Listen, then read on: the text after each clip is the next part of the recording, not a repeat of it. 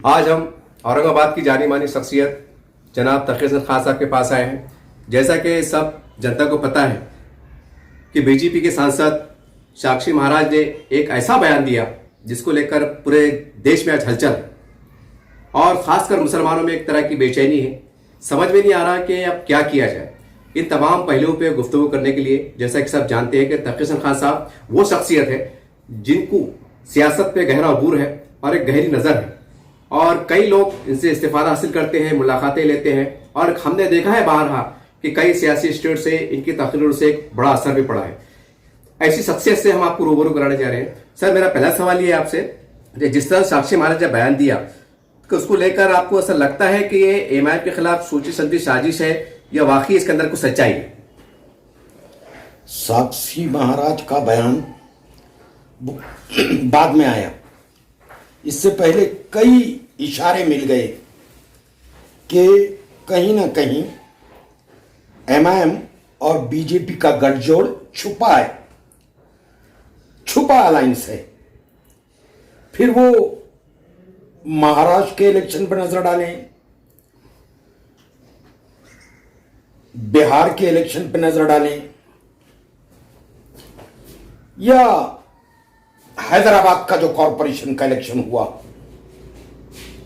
Corporation के हैदराबाद के election में जहां सिर्फ 2 मेंबर बीजेपी के थे, एमआईएम ने बीजेपी के लिए दरवाजा खोला और वहां पर बीजेपी दूसरे नंबर की कॉरपोरेशन में पार्टी बन गई। ये आपस का मिला जुला खेल है जो बीजेपी और एमआईएम मिलकर मुसलमानों के साथ खेल रही है। आज से 5 साल कबल पहले, उससे 5 साल कबल एक इंटरव्यू केजरीवाल का भी आया था जिसमें उन्होंने चिट्ठी पढ़कर सुनाई थी जो बीजेपी के एमएलए यातीन ओझा की गुजरात की थी। उस चिट्ठी में वो कहते हैं कि मैंने अवैसी और अमित शाह की मुलाकात सुबह 3 बजे यानी रात के 3 बजे अमित शाह के घर पर करवाई थी और उन्होंने बतलाया कि उसमें क्या क्या किस किस्म की शराइत रखी गई और क्या क्या तय हुआ। अमित शाह का यह कहना था कि बिहार में जहां मुस्लिम अक्सरियती इलाके हैं वहां से एमआईएम अपने उम्मीदवार खड़ा करे और जहरीली फिरका परस्ती पर मुबन्नी तकरीरें हों और वो तकरीरें हम लिखेंगे और वो आप करेंगे। ये इंटरव्यू आया, कुछ लोगों ने उसको संजीदगी से लिया, मेजॉरिटी ने उस पर संजीदगी से गौर नहीं किया, लेकिन वो सच्चाई थी। इस पर असद अवैसी की तरफ से कोई बयान नहीं आया कि गलत है। हां, अमित शाह ने कहा कि यतीन ओझा का बयान गलत है, तो यतीन ओझा ने अपने इंटरव्यू में कहा कि मैं गुजरात के हाईकोर्ट का एक वकील हूं, मैंने कई केसेस अमित शाह के लड़े और अमित शाह अच्छी तरह जानते हैं कि मैं कानून से हटकर गुफ्तगू नहीं करता। अगर यह गलत है तो अमित शाह को चाहिए कि वो अदालत में मेरे खिलाफ मुकदमा दायर करे, लेकिन अमित शाह ने मुकदमा आज तक दायर नहीं किया। अवैसी खामोश रहे। इसका यह मतलब निकला क्यों यातीन ओझा की जो चिट्ठी थी जो अरविंद केजरीवाल ने अपने प्रेस कॉन्फ्रेंस में कही वो सच थी। और कई बातें हैं। अब हम औरंगाबाद में हैं। ये एमआईएम को रोल दिखाने का अलग है और अमलन काम करने का अलग। अगर इनसे बीजेपी से कोई गठजोड़ न होता तो औरंगाबाद कॉरपोरेशन के इलेक्शन में बीजेपी के उम्मीदवार को वोट नहीं देते। उन्होंने डिप्टी मेयर के इलेक्शन में वोट दिया, रहा एमएलसी का इलेक्शन, क्या वहां पर बीजेपी का उम्मीदवार नहीं था? शिवसेना का उम्मीदवार था, लेकिन बीजेपी और शिवसेना का उम्मीदवार था, और शिवसेना में दम नहीं था कि वो इनसे किसी किस्म की कोई गुफ्तगू करते। ये पूरा मैनेज किया बीजेपी ने, और 25 के 25 एमएलसी के इलेक्शन में वोट बीजेपी शिवसेना के उम्मीदवार को चले गए। खाली शिवसेना नहीं, अरेंज किया बीजेपी ने, और वो आपके सामने है, खुला है, इससे कोई इनकार कर नहीं सकता। वो भी इस बात को कबूल करते हैं। अब इसमें क्या बचा कि हम ये सोचें कि बीजेपी वगैरह से इनकी गठजोड़ नहीं है अंधेरे में। अब कई बयान आए, लोगों ने ध्यान नहीं दिया। अब ये जो बयान आया साक्षी महाराज का, साक्षी महाराज हिंदुस्तान के बीजेपी के उन लीडरों में जो सबसे ज्यादा फिरका परस्त हों, जो लाइन सबसे पहली बनती हो फिरका परस्तों की, उसमें नंबर 1 ही है योगी, और ये साक्षी महाराज। साक्षी महाराज से इंटरव्यू में पूछा गया तो वो यही जवाब देते हैं, बल्कि जवाब नहीं, जो ईश्वर के मानने वाले हैं वो खुदा का भी जिक्र करते हैं। साक्षी महाराज तो एक साधु है, ईश्वर के नाम लेकर वो झूठ तो नहीं बोलेंगे। उन्होंने साफ तौर पर कहा कि हां, आजमगढ़ में अवैसी आए तो दुआ दी कि ईश्वर उनको ताकतवर बनाए, ईश्वर से प्रार्थना है कि उनको मजबूत बनाए, ताकि वो बीजेपी के हक में कारगर साबित हों। और खुदा से भी दुआ कर डाली, और इस बात को वाज़ेह अंदाज में कह दिया, वाज़ेह अंदाज में खुला, कि हमने जिस तरह बिहार में एमआईएम ने हमारी सपोर्ट की, बिहार के ताल्लुक से यकीन हो जाएगा, पहले ही बयान आ चुका।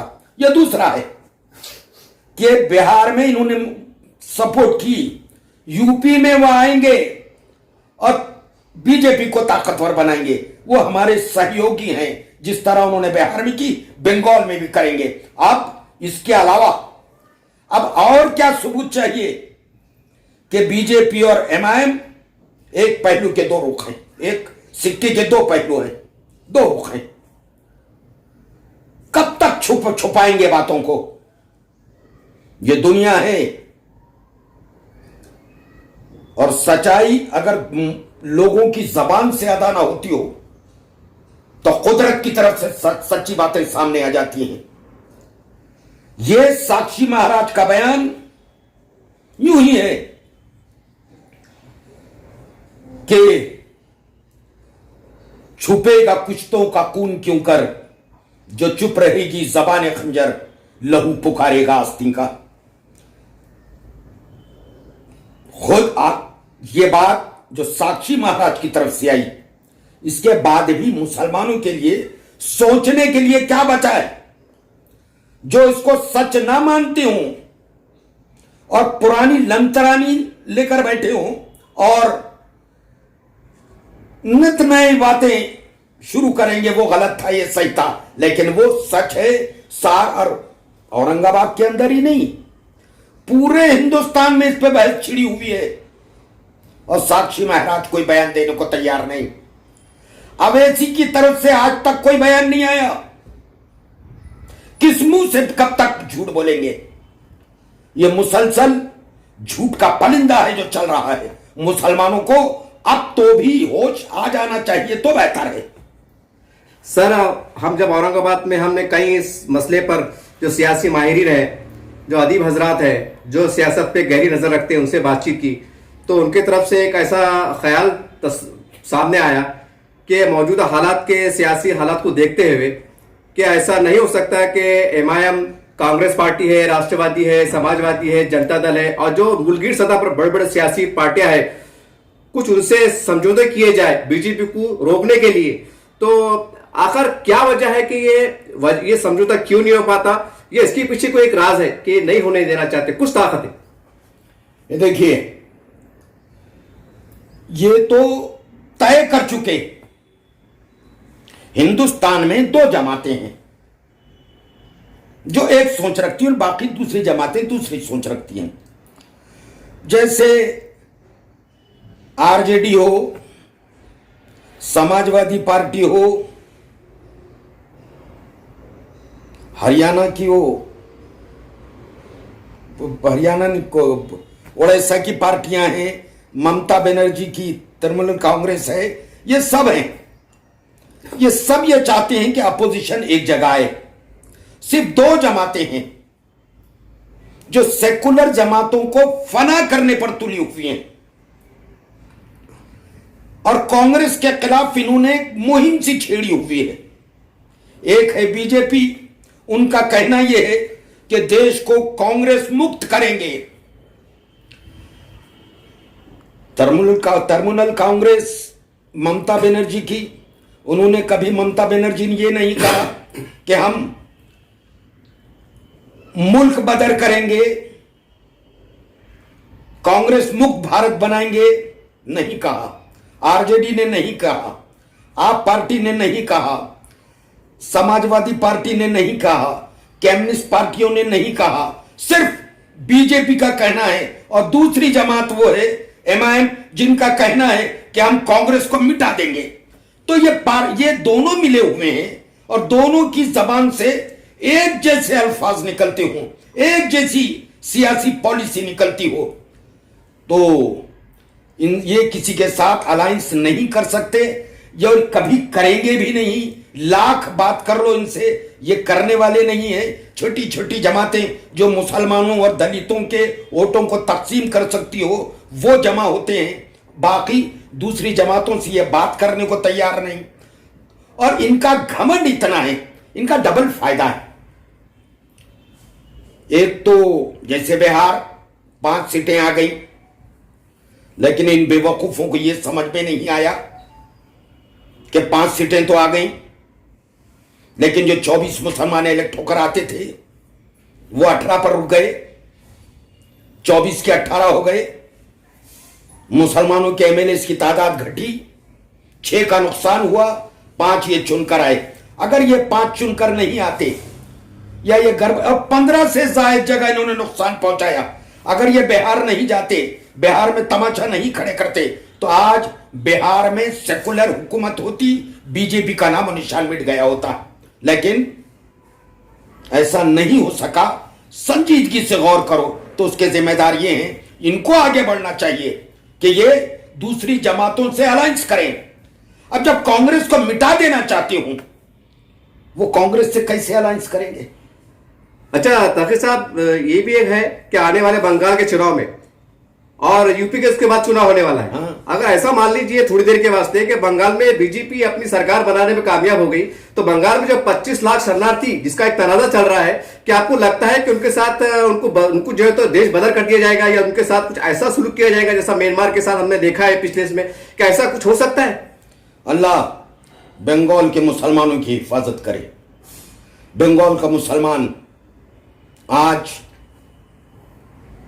बेइंतहा परेशानियों में मुब्तला है। एनआरसी सीएए की मार सबसे ज्यादा पड़ेगी तो बंगाल और आसाम पर। अगर बीजेपी वहां आ जाती हो तो अल्लाह ही खैर करे मुसलमानों की, कि इतनी परेशानियां होंगी कि वहां का मुसलमान परेशान होगा और यहां का मुसलमान सिर्फ आंसू टपकाता रह जाएगा। ये तो लड़ेंगे, बीजेपी को तकवीत पहुंचाएंगे, अपने उस शहर को लौट जाएंगे जहां पर धांधलियों के बावजूद एक सीट भी कारपोरेशन में नहीं बढ़ा सके। ये बंगाल जाने से पहले बीजेपी को सपोर्ट करने से पहले, वहां के मुसलमानों का जीना हराम करने से पहले हैदराबाद की उन मसाजिद पर ध्यान दें जो शहीद कर दी गई। 4 मस्जिदें शहीद हुई, 2 का पहले वादा किया था नहीं बनी, दूसरे का वादा किया था, ये खुद गए थे असद अवैसी कुछ उलमाए सू के साथ, और वहां वादा हुआ था कि अक्टूबर के दूसरे हफ्ते में वहां पर मस्जिद का संगे बुनियाद रख दिया जाएगा। लेकिन आज तक वो संगे बुनियाद का आता पता नहीं। आज से 3 दिन पहले वहां के कांग्रेस के सदर, कुछ नाम है फिरोज खान, और वहां के एक मोहम्मद शख्सियत, बुजुर्ग शख्सियत सैयद सलीम साहब के साथ उस जगह नमाज पढ़ने के लिए पहुंचे। न कांग्रेस की सदर की कोई बात मानी गई, ना वो बुजुर्ग सैयद सलीम साहब, उनके साथ अच्छा सा सुलूक किया गया। पुलिस इनको धक्के देती हुई पुलिस की गाड़ियों में पकड़कर जेल में बंद कर दिया उनको। अभी 3 दिन पुरानी बात है।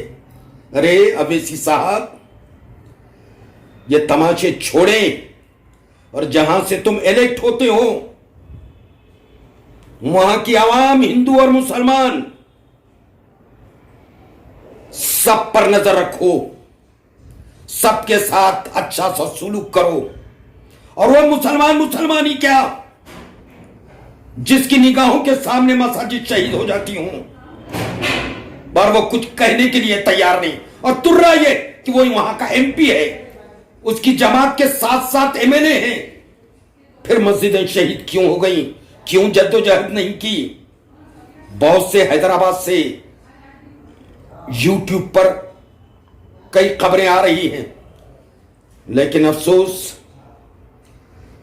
ये बिहार की सड़कों पर जिंदाबाद मुर्दाबाद के नारे लगाते रहे, बंगाल जाने की तैयारियां शुरू की, लेकिन उन मसाजिद की तरफ तवज्जो नहीं दी, ना दे रहे हैं, ना ये देंगे जिनको शहीद कर दिया गया। अल्लाह से दुआ है कि अल्लाह इनको जल्द से जल्द अक्ल दे, ईमान की वो दौलत दे कि वो अल्लाह के घर के लिए कम से कम मुसलमान न सही अल्लाह के घर की तरफ तवज्जो दें और उन शहीद मसाजिद की जगह पर मसाजिद तैयार हो जाएं। लेकिन इनको फुर्सत नहीं है। तकी साहब, हमने जब औरंगाबाद के कई सियासी जो लोग हैं, जो राइटर हैं, उनसे भी हमने तबादला ख्याल किया। उनका कहना था कि आज ये सच्चाई है कि हिंदुस्तान का मुसलमान एक बहुत जोश के साथ, वलवले के साथ एमआईएम के साथ जुड़ रहा है। तो कांग्रेस के जो बड़े राष्ट्रीय लेवल के अध्यक्ष हैं, राहुल गांधी है, सोनिया गांधी है, जो भी है, राष्ट्रवादी के जिम्मेदार है, समाजवादी के अखिलेश यादव है, इनको चाहिए कि ओवैसी साहब से पहल करें बावखार तरीके से, क्योंकि अब बड़ा मुसलमानों का तबका इमाम की तरफ जाता हुआ दिखाई दे रहा है। तो ये लोग अपनी तरफ से पहल क्यों नहीं करते? इस तरह की भी तस्करें सुनने में आए, इसके ऊपर आप क्या कहना चाहेंगे? अगर इनकी नीयत ठीक है तो इनको किसने रोका कि उन पार्टी के लीडरान से गुफ्तगू करें? ये छोटी पार्टी हैं और वो बड़ी पार्टियों से जाकर मिलना, अलायंस की बात करना, ये इनकी भी जिम्मेदारी है। और दूसरी बात, ये गैर मुस्लिम के खिलाफ कुछ भी बयान दे दें, हो सकता है कि दूसरी जमातें भी डरती हूं कि कहीं इनको साथ लेने की वजह से हिंदू वोट पर असर ना पड़े और मुसलमान को साथ लें और हिंदू वोट निकल जाए तो भी नाकामी है। फिर भी अगर कोई बता दे जो इस किस्म का मशवरा दे रहे हो, जो ये बात कर रहे हो कि उन जमातों को इनके साथ लेकर चलना चाहिए, उनका काम यह है कि वो असदुद्दीन अवैसी पर दबाव डाले कि वो जाकर सेकुलर पार्टियों से अलायंस की बात करें। अगर वो इनकार कर देते हो, आज तक ना ये गए ना उन्होंने इनकार किया, कोई आपके दरवाजे पे तो आने वाला है नहीं, आपको जाना होगा, लेकिन ये जाएंगे नहीं, इसलिए कि अगर गए तो आका इनके बीजेपी और आरएसएस के लीडरान इनसे खफा हो जाएंगे और ये समझते हैं कि अगर ऐसा हुआ तो इनका मकाम भी उमर अब्दुल्ला और महबूबा मुफ्ती जैसा ना हो। क्या महबूबा मुफ्ती ने अलायंस नहीं किया था बीजेपी से? अंजाम क्या हुआ? क्या उमर फारूक ने या फारूक अब्दुल्ला ने बीजेपी से अलायंस नहीं किया था? उनका अंजाम क्या हुआ? जैसे ही वो बीजेपी से हटे उनको जेलों में बंद कर दिया गया और 6 और 8 महीने जेलों में बंद। आज बिल्कुल लागिर और मोहताज बने बैठे हैं, एक के बाद एक के बाद एक। ईडी की रेड, फला की रेड चालू है। तो वो भी खौफ ज्यादा है ये कि कभी हम किसको छोड़कर कहीं और जाएं, और बीजेपी ने ये शुरू किया तो इनका क्या हाल होगा? तो सर आपको क्या लगता है कि मतलब एमआईएम को किस बात का खौफ, ऐसा क्या बता सकते हैं? क्या बात है कि उनको किस बात का खौफ है? खौफ क्या है? वो उनसे पूछे कि खौफ क्या है? खौफ है दौलत का अंबार हमेशा सुकून की तरफ नहीं ले जाता। दौलत का अंबार हमेशा तबाही की तरफ जाता है। वो क्या वजह है कि हैदराबाद में निजाम जो थे उस वक्त के बादशाह, उनकी कुंकिंग कोठी भी है और इन दोनों भाइयों के महलात भी हैं। आज इनके महल किंग कोठी को चिढ़ाते हैं, इतने बेहतरीन है। तो इतना पैसा आया कहां से? तो उसकी तो ईडी जांच होनी है और वो जरा आप इधर उधर होंगे और वो तमाशे खड़े करेंगे। इसलिए इनको खौफ ये है कि कहीं ये भी इनका अंजाम भी कहीं, क्योंकि बीजेपी के साथ जाने वालों का अंजाम बाद में हट जाने के बाद क्या अंजाम हुआ वही अंजाम इनका होने वाला है। तो अगर नहीं है ये, हम ये सोचकर चले कि बात मैंने जो कही गलत है, तो इनसे गुजारिश है कि मुसलमानों की भलाई के खातिर अवैसी साहब आप सेकुलर जमातों से अलायंस करें। अगर वो आपसे अलायंस करने से इनकार करते हो तो फिर आपको जो रास्ता इख्तियार करना है कीजिए। सर अब चलिए अब शहर की गुफ्तगू करते हैं कि औरंगाबाद संभाजीनगर का बहुत मसला चल रहा है और अभी हाल में जो है तो मीडिया से ये बात चली है पता, और कई दलित समाज की तहरीक जिम्मेदारों ने भी बाहर की है कि पुणे से संभाजी महाराज का बहुत गहरा ताल्लुक रहा है, तो क्यों ना पूना को जो है तो संभाजीनगर नाम दिया जाए। एक बड़ी अच्छी तजवीज सामने निकल के आई है। क्या ये इस बात को मौका गनीमत समझकर औरंगाबाद तारीख शहर की सभी पार्टियों पर मुश्तमिल मुस्लिम लीडरशिप को चाहिए कि वो ये आवाज को और बढ़ाए, इस तहरीक को बढ़ाए? पता नहीं है इतनी बड़ी तजवीज सामने के आने के बाद एक सन्नाटा दिखाई दे रहा है, इसकी वजह क्या हो सकती है? पहली बात तो ये जो तमाशा है ये इलेक्शन से कबल का एक तमाशा है। जो ये सब कुछ, और शिवसेना ने एक वक्त कहा था कि इसको संभाजीनगर का नाम दिया जाए। कोर्ट गए, मुश्ताक अहमद वगैरह, हम भी साथ थे। जाने के बाद उस पर स्टे मिला। स्टे मिलने के बाद फिर हुकूमत ने उस करारदाद ही को वापस ले लिया, कोई बात बची नहीं। आज जो हंगामे चालू हैं सिर्फ वो लव औरंगाबाद का कॉरपोरेशन की तरफ से शायद एक स्लोगन लगा दिया गया। उसके बाद शिवसेना बीजेपी की बिगड़ी। बीजेपी को यह बेहतरीन मौका मिला कि वो शिवसेना के खिलाफ एक मुहिम चलाए कि तुम शिवसेना वाले संभाजीनगर बात करते थे, अब तुम खुद चीफ मिनिस्टर बन गए तो क्यों संभाजीनगर नाम ना रखा जाए। तो ये बीजेपी की तरफ से है, इधर से एमआईएम ने तमाशा खड़ा किया। अगर दोनों की लड़ाई चलती रही तो लाजिम बात है कि वोटों की तकसीम होगी और फायदा इनको होगा कि ये तमाशा है। और एक बात बताऊं, यह सिर्फ जबानी जमा खर्च है। क्या कैबिनेट में कोई करारदाद मंजूर हुई? पहले कैबिनेट में मंजूर होनी चाहिए, बाद में असेंबली में आएगी, बाद में लेजिस्लेटिव काउंसिल में जाएगी। अता ना पता यहां पे तो कैबिनेट में भी उसका वो नहीं है, और कांग्रेस खुलकर उसकी मुखालिफत कर रही है।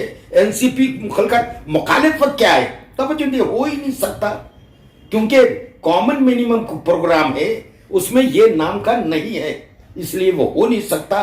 बेकार सी बातें हैं। जो इस किस्म की बातें करते हो उनको चाहिए कि औरंगाबाद शहर का नाम बदल देने से क्या औरंगाबाद के गड़े बंद हो जाने वाले हैं? पानी 10 दिन में एक दिन आने वाला है, रोज आने वाला है।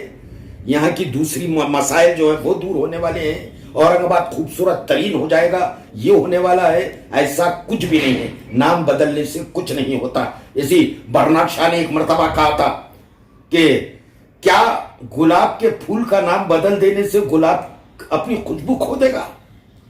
ये औरंगाबाद है। औरंगजेब को बदनाम करने वाले लोग हैं। अगर ध्यानदारी के साथ औरंगजेब की तारीख को पढ़ा जाए तो इतना सेकुलर बादशाह शायद ही हिंदुस्तान की तारीख में कोई पैदा हुआ होगा। औरंगजेब का मामला यह है कि औरंगजेब के जमाने में सबसे अहम तरीन कोई शोबा था तो वो था फाइनेंस का। उसका जो वजीर था वो कौन था? वो हिंदू था। तो औरंगजेब के पास कुछ लोग आए मुसलमान और कहने लगे कि बादशाह सलामत, आपके इस मुल्क में, आपकी सल्तनत में इतना बड़ा होता किसी ब्राह्मण के सुपुर्द कैसे कर दिया गया? तो औरंगजेब ने कहा कि देखो, आइंदा कोई इस किस्म की शिकायत ना लाए। ये मामलात जिम्मेदार किस्म के लोग जो इसको समझते हो, जो काबिल हो, उनको दिया जाता है। अगर जात और धर्म के नाम पर दे दिया गया तो मुल्क तबाह हो जाएगा, इसलिए वो दे दिया गया। और तारीख ये भी कहती है कि मुगलिया दौर में बाबर से लेकर तो औरंगजेब तक सबसे ज्यादा हिंदू ओहदेदार फौज में और दूसरे इंतजामिया में हिंदू रहे। इससे पहले कभी हिंदू नहीं थे। कभी मंदिर तोड़ा नहीं। एक मंदिर तोड़ा तो सबको पता है कि वहां पे गलत किस्म की काम हुआ करते थे, इसलिए उन्हीं लोगों के कहने पे मंदिर तोड़ा गया, उसकी जगह दूसरा नंबर बनाया गया। औरंगाबाद शहर में ऐसे कई मनादिर हैं जिनके पास कागजात है, दस्तावेज हैं जो औरंगजेब ने दिए हैं। औरंगजेब के खिलाफ इस किस्म की नामाकुल हरकत बातें करना एक नादानी है, एक सियासी हरबा है, बाकी कुछ नहीं। सर, मेरा आखिरी सवाल है आपसे कि हमने पूरे औरंगाबाद के शहर का हम बार बार मुसलसल दौरा कर रहे हैं, जायजा भी ले रहे हैं। अगर कुछ बात को छोड़ दिया जाए, आज औरंगाबाद के मुसलमान बेहद परेशान है, क्योंकि उनके पास रास्ते बराबर नहीं है, पानी के मसले हैं, लाइट के मसले हैं। आज औरंगाबाद के मुसलमानों इस बात के चर्चे है कि औरंगाबाद की जो बड़ी बड़ी सियासी पार्टियां हैं, लीडरान है, क्या वो इतनी अपनी अहमियत खो चुके हैं, ताकत खो चुके हैं कि वो कम से कम कमिश्नर साहब से एक बात तरीके से, एक कानूनी इख्तियार तरीके से एक दबाव डालकर काम लेकर आ सकते? क्या इसके लिए एक नगर सेवक का होना जरूरी है? क्या इलेक्शन का होना जरूरी है? इसके ऊपर आप क्या कहना चाहते हैं? बिल्कुल सच है कि वहां पर जाके कुछ मुजाहरे हों, कुछ भूख हड़ताल हो, ये हो कि इस तरफ के भी काम होने चाहिए। और रह गया, आदमी तो वोट दे देता है, वोट दे के फिर अगर कोई जिसको वोट दिया और आपका मुखालिफ इलेक्ट होकर आ गया तो आपकी हिम्मतें भी पस्त हो जाती हैं। और अगर आपने जिसको वोट दिया था और आपका अपना उम्मीदवार इलेक्ट होकर आ जाए तो फिर वो खामोश हो जाते हैं कि शायद अब हमारा यानी इलेक्ट किया हुआ नुमाइंदा ये हमारे लिए काफी है। अब मुसीबत ये है कि हम मुसीबत अब क्या कहें, मुसीबत है या खुशकिस्मती है कि हमारे लिए औरंगाबाद में बड़े जमाने के बाद, बड़ी मन्नत और मुरादों के बाद मुस्लिम एमएलए आया, वो भी मुस्लिम तंजीम के साथ। फिर ये शहर का उजाड़ हो जाना, शहर का तबाह हो जाना, क्या इस बात को साबित नहीं करता कि उस नुमाइंदे को शहर के मामला, शहर के मुसलमान, शहर की मुसलमानों की परेशानियां, शहर के मुसलमानों का दुख का कोई पास नहीं है? अगर है, अभी भी वक्त गुजरा नहीं, अभी भी आपके मेंबरशिप की शाम आई नहीं। आगे बढ़े, वो मेहनत करें, हम सब साथ चलने को तैयार हैं। सारे जमात के लोग जमा होंगे, क्योंकि मेंबर पार्लियामेंट तो सिर्फ एमआईएम का है, लेकिन सभी का है। तमाम जमात के लोगों से गुजारिश है कि मेंबर पार्लियामेंट आगे हों और मेंबर पार्लियामेंट को ताकत देने के लिए आप तमाम लोग उनके पीछे खड़े हो जाएं, बशर्ते कि वो चलने के लिए तैयार। जैसे सर आपने कहा कि पार्लियामेंट मेंबर पार्लियामेंट सबका होता है, लेकिन औरंगाबाद शहर में ऐसा देखने में नहीं आया कि कांग्रेस के या जो दिगर अलग पार्टी के लोग हैं इन्होंने एमपी साहब से एक नुमाइंदगी की हो, मुलाकात की हो, एक जैसा एक प्रोटोकॉल के हिसाब से होना चाहिए। ऐसा तो कब देखने में नहीं आया, तो कहने कि उनकी शिकायत तो जायज है ना साहब? जायज, मैंने माना। अब आपको थोड़ा पीछे लेकर चलेंगे। ये आज से 7-8 साल पहले शहर की ये हालत जब बिगड़ने लगी तो क्रांति चौक पर एक बड़ा जलसा हुआ था, उसको उन्वान दिया गया था, अता बस जी बहुत हो गया, बहुत बड़ा जलसा हुआ, और वो उसमें सभी जमातों के लोग शामिल हुए। स्टेज पर हर जमात के आदमी ने आके तकारीर की, उसमें एक नज़म भी ये अपने बशर नवाज साहब ने पढ़ी, उसका उन्वान दिया गया था अता बस, और वो दरडा साहब की क़यादत में चला हुआ था। क्या उस तरीके का एक जलसा लेनी, और वो आप ले लें और सबसे अपील करें कि सब आए अपने शहर के लिए, तो भला कौन आने वाला नहीं? आपने कभी ऐसी अपील की नहीं, लोग आए नहीं, आप अपील करो, ना आए तो फिर वो खुसूर हुआ। गैर जमाती इजलास शहर की तरक्की के लिए सब आए, पार्टियों को भूल कर आए, हम क़यादत करेंगे इसलिए कि हम एमपी हैं। बात खत्म हुई। आपने बुलाया नहीं, कोई गया नहीं, तो किससे शिकायत भला? ये थे तकी हसन खान साहब, औरंगाबाद के डिप्टी मेयर। जैसा कि सबको पता है कि एक सियासी शऊर, एक समझ और औरंगाबाद की सियासत से बखूबी वाकिफ है। जैसा कि उन्होंने एक चौंकाने वाली बात कही है कि एमपी सबका होता है, जैसा इन्होंने खुल के इजहार भी किया, और आज सबको लेकर चलने की जरूरत है, सबको आने की जरूरत है। और जैसा इन्होंने मशवरा दिया कि अगर वह ऐलान कर दे कि वह शहर की तरक्की के लिए हमको हमारी जमातों से हटकर हमको एक पहल करने की जरूरत है, एक जगह आने की जरूरत है, तो वाकई इनकी ये बात काबिले सताइश है। और हम समझते हैं कि अगर इस तरह की पहल अगर होती है तो औरंगाबाद शहर जो एक दिन पर दिन खंडर बनते जा रहा है, कहीं ना कहीं उसमें बदलाव आएगा, शहर का डेवलपमेंट होगा, और कहीं ना कहीं यहाँ पर एक तरह से फिर हिंदू मुस्लिम एकता भाईचारे का वाज़ेह तौर पर पैगाम जाएगा।